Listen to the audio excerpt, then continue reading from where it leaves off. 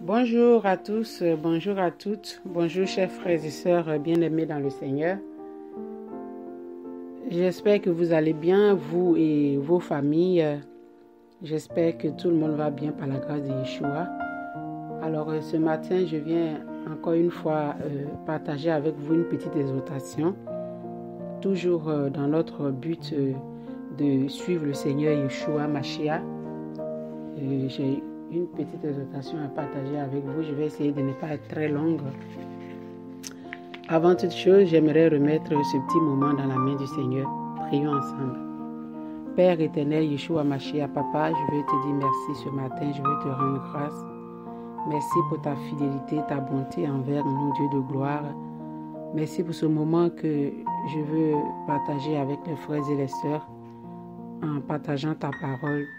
Papa, permets que tout ce qui va sortir de ma bouche soit pour ta gloire et que chacun de nous puisse être édifié par ta parole et que toute la gloire te revienne, toi qui es Dieu et qui vis éternellement, au nom puissant de Jésus-Christ que j'ai prié.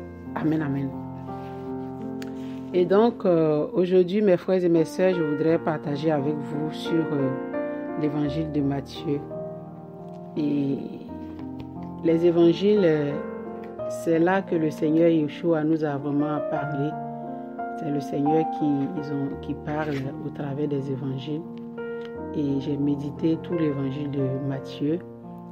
Et vraiment, c'est très, très, très important de méditer sur les paroles du Seigneur. Parce que c'est sa parole qui nous fortifie, c'est sa parole qui nous éclaire. C'est sa parole qui nous fait comprendre les choses de la vie.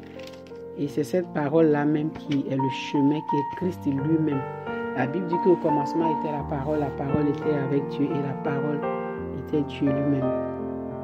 Et donc, le livre de Matthieu, nous allons lire le livre de Matthieu 2. Mais dans un premier temps, Matthieu chapitre 1 parle de la généalogie de Jésus-Christ homme.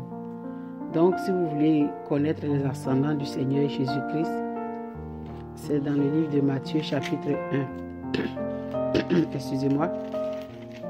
Après, Matthieu, chapitre 2, parle de la naissance de Jésus-Christ, notre Seigneur et Sauveur, et de l'adoration qui a été faite par les rois mages, et aussi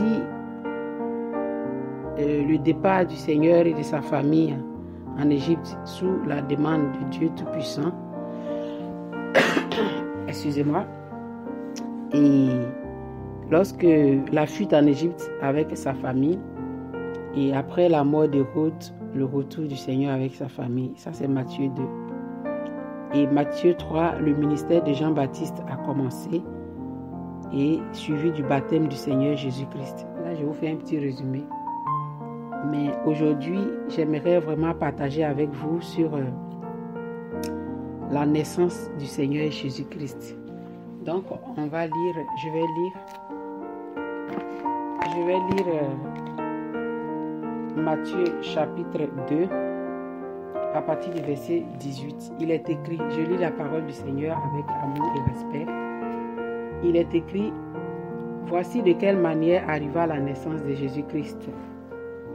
Marie, sa mère, ayant été fiancée à Joseph, se trouva enceinte par la vertu du Saint-Esprit, avant qu'ils aient habité ensemble. Joseph, son époux, qui était un homme de bien et qui ne voulait pas la diffamer, se proposa de rompre secrètement avec elle. Comme il y pensait, voici un ange du Seigneur lui apparut en songe et dit, « Joseph, fils de David, ne crains pas de prendre avec toi Marie ta femme, car l'enfant qu'elle a conçu vient du Saint-Esprit. Elle enfantera un fils et tu lui donneras le nom de Jésus. C'est lui qui sauvera son peuple de ses péchés. » Tout cela arriva afin que s'accomplisse ce que le Seigneur avait annoncé par le prophète. Voici, la Vierge sera enceinte. Elle enfantera un fils et on lui donnera le nom d'Emmanuel, ce qui signifie Dieu avec nous. Joseph, s'étant réveillé, fit ce que l'ange du Seigneur lui avait ordonné. Et il prit sa femme avec lui, mais il ne la connut point jusqu'à ce qu'elle ait enfanté un fils, auquel il donna le nom de Jésus. Donc, frères et sœurs, voilà un peu comment la naissance du Seigneur Jésus-Christ est arrivée physiquement. La Bible dit que sa mère Marie était fiancée à un homme nommé Joseph, et sous la puissance du Saint-Esprit, cette fiancée qui n'avait pas encore connu le fiancé et qui n'habitait pas encore avec son fiancé est tombée enceinte sous la puissance du Saint-Esprit. Et le monsieur, ayant vu que la dame est enceinte et il ne voulait pas la diffamer, se proposait dans son cœur de rompre secrètement avec elle pour ne pas faire la diffamation. Et la Bible dit qu'au moment où Joseph pensait se séparer de Marie, sa fiancée, pour ne pas qu'il y ait la honte, le Saint-Esprit a envoyé son ange auprès de Joseph pour lui dire que l'enfant que porte ta fiancée vient de Dieu, vient du Saint-Esprit. Alors ne te sépare pas d'elle, reste avec elle, et quand elle va enfanter l'enfant, tu lui donneras le nom d'Emmanuel, ce qui signifie Dieu avec nous. Et Joseph a écouté la parole du Saint-Esprit, la parole de l'ange qui est venu lui parler. Et donc, Jésus-Christ homme n'a pas été fécondé comme tous les êtres humains ont été fécondés. Jésus-Christ a été fécondé sans l'apport d'un homme, en fait. Il a été fécondé par la puissance du Saint-Esprit de Dieu. Il a été fécondé par la puissance de Dieu lui-même. C'est pour ça qu'en Christ se trouve Dieu, parce que Dieu a mis son esprit en cette personne qui s'appelle Jésus-Christ pour venir sauver le monde de ses péchés. Et au verset 21, il a dit, elle enfantera un fils et tu lui donneras le nom de Jésus. Et c'est lui qui sauvera son peuple de ses péchés. Et donc voilà ce que le Saint-Esprit a dit, l'ange a dit à Joseph, que cet enfant qui va venir de Marie, cet enfant-là, on l'appellera Emmanuel, ce qui veut dire Dieu est avec nous.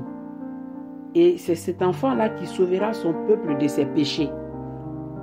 Donc, voilà comment est venu au monde notre Seigneur Jésus-Christ Yahushua, le Dieu sauveur, le Messie, qui est venu sauver l'humanité. Donc, la venue même du Seigneur Jésus-Christ sur la terre, l'objectif du Seigneur sur la terre, c'est de sauver son peuple de ses péchés. C'est Dieu avec nous, puisque le nom qu'on donne à l'enfant, c'est Emmanuel. Et le nom de l'enfant signifie Dieu avec nous. C'est-à-dire que Jésus-Christ avec nous, Jésus-Christ dans nos vies, Jésus-Christ dans nos quotidiens, c'est Dieu avec nous. Jésus-Christ, c'est Dieu qui vient pour sauver lui-même son peuple. Jésus-Christ, c'est Dieu auprès de nous, c'est Dieu au milieu de son peuple en fait. Et ça, dès le départ, nous devons comprendre ça. C'est pour cela que je suis revenu sur la naissance du Seigneur Jésus-Christ. Cette naissance miraculeuse, cette naissance spéciale, cette naissance hors du commun, cette naissance, cette fécondation hors du commun, par la puissance de Dieu, par la puissance de l'Esprit de Dieu. Et c'est pour cela que Jésus-Christ, homme, n'est pas un homme comme tout autre, mais il est le Dieu tout-puissant sous la forme humaine. Et c'est lui qui sauvera son peuple de ses péchés. Et son nom, c'est Emmanuel, Dieu avec nous. C'est-à-dire que Dieu avec nous, Dieu au milieu de nous, Dieu auprès de son peuple, Dieu avec ses enfants, Dieu partout où nous sommes. Et ce nom-là, c'est Jésus-Christ de Nazareth. Et au verset 24, Joseph s'étant réveillé fit ce que l'ange du Seigneur lui avait ordonné. Et il prit sa femme avec lui, mais il ne la connut point. Il a été obéissant à la parole du Seigneur. L'obéissance aussi de Joseph est très importante à souligner ici. Quand l'ange lui est apparu pour lui annoncer cette bonne nouvelle que l'enfant que porte sa fiancée n'est pas de lui et que cet enfant est du Dieu Tout-Puissant, Joseph a obéi a cru à la parole de l'ange et il a fait ce que l'ange lui a demandé. Et lorsque Marie a enfanté l'enfant, il lui a donné le nom de Yeshua, de Jésus, le Sauveur. Donc voilà comment le Seigneur Jésus-Christ, notre Dieu, notre Seigneur, est venu sur la terre au milieu des hommes. Emmanuel, Dieu avec nous. Et donc, si nous voulons avoir Dieu avec nous tout le temps dans nos vies, nous voulons que Dieu soit toujours avec nous. Nous voulons que Dieu soit dans nos situations. Nous voulons que Dieu soit dans notre vie. Nous voulons avoir Dieu à notre intérieur, dans notre cœur. C'est Jésus-Christ que nous devons mettre dans notre cœur. C'est Jésus-Christ que nous devons suivre. C'est Jésus-Christ que nous devons écouter les paroles de Jésus parce que c'est lui, Dieu avec nous. Jésus-Christ, c'est Emmanuel, c'est Dieu au milieu de son peuple. C'est lui qui sauve son peuple de ses péchés. Donc, mes frères et sœurs, je ne serai pas très longue, comme je l'ai dit. C'est juste un petit rappel de comment est né le Seigneur Jésus-Christ. La différence qu'il y a entre la fécondation de l'enfant Jésus-Christ et la fécondation de tout autre enfant. Jésus-Christ est Dieu qui prend la forme humaine pour venir sur la terre pour sauver son peuple de ses péchés. Dieu qui vient pour être avec son peuple. C'est vraiment merveilleux. C'est vraiment glorieux. Nous devons suivre le Seigneur Jésus-Christ. Je vous remercie d'avoir écouté ce petit partage et que toute la gloire revienne au Seigneur. Vous pouvez par la suite vous-même méditer là-dessus et le Seigneur va encore vous enseigner par son esprit davantage sur ce petit passage, la naissance du Seigneur Jésus-Christ. C'est très très très important. C'est le départ de la manifestation de la prophétie du prophète Ésaïe. Donc la naissance du Seigneur avait été déjà prophétisée par le prophète Ésaïe, où le Seigneur disait, Dieu Tout-Puissant disait que lui-même viendra sauver son peuple. Et là maintenant, il est là. Dieu est parmi nous, Emmanuel. Alors qu'est-ce que nous devons faire? Est-ce que nous devons le laisser et aller suivre des êtres humains? Est-ce que nous devons laisser Jésus-Christ et mettre notre foi en un homme? La question est posée et chacun de nous a la réponse sous la direction du Saint-Esprit de Jésus-Christ. Donc, je vous laisse là et je vous dis à très bientôt pour un autre partage. Ici, nous avons partagé sur la naissance du Seigneur Jésus-Christ, le livre de Matthieu, chapitre 1, à partir du verset 18 jusqu'au verset 24. Soyez bénis et je vous dis à très bientôt. C'était votre sœur Marie-Josée Ngora. À très bientôt, mes bien-aimés dans le Seigneur. Au revoir.